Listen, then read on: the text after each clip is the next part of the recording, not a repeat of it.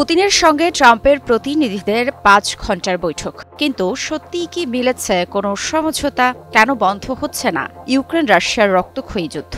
আর কি চায় আসলে দুই পক্ষ?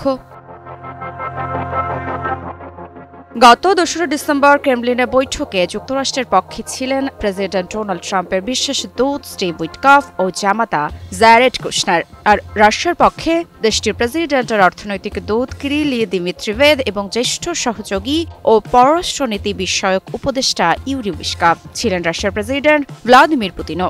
বৈঠক স্থায়ী হয় ৫ ঘণ্টা। কিন্তু এই দীর্ঘ বৈঠকের পরেই এক গুরুত্বপূর্ণ প্রশ্ন সামনে উঠে এসেছে। ইউক্রেনের দখলকৃত ভূখণ্ড কার হাতে থাকবে? যদিও এখন অবধি চূড়ান্ত কোনো সমাধান হয়নি। এদিকে সংবাদ মাধ্যম রয়টার্সের বরাতে জানা যায়, ইউরি উইশকাভ সাংবাদিকদের জানিয়েছেন, ভূখণ্ডের বিষয়ে কোনো সমঝোতার পথ এখনো খুঁজে পায়নি। তবে যুক্তরাষ্ট্রের প্রস্তাব নিয়ে আরও আলোচনা সম্ভব। অর্থাৎ আলোচনার সুযোগ আছে, কিন্তু শান্তি চুক্তি এখনো দূর।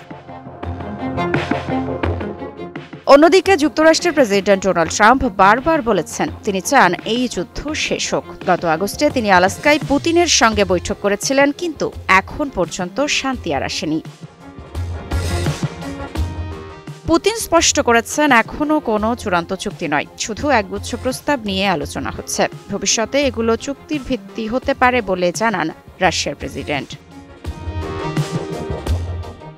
ক্রেমলিনের ভাষ্যমতে আলোচনা কার্যকর এবং গঠনমূলক হয়েছে, কিন্তু ওয়াশিংটন থেকে এখনও আনুষ্ঠানিক কোনো প্রতিক্রিয়া নেই। এই দুই দেশ বিশ্বের দুই পরাশক্তি এখনও দিকভ্রান্ত, তবে আলোচনার দরজা খোলা আছে। তবে প্রশ্ন রয়ে যায়, কত দ্রুত মিলবে সমঝোতা, কতক্ষণ ধরে চলবে এই যুদ্ধ, এবং বিশ্ব আবার শান্তির দিকে ফিরবে কি?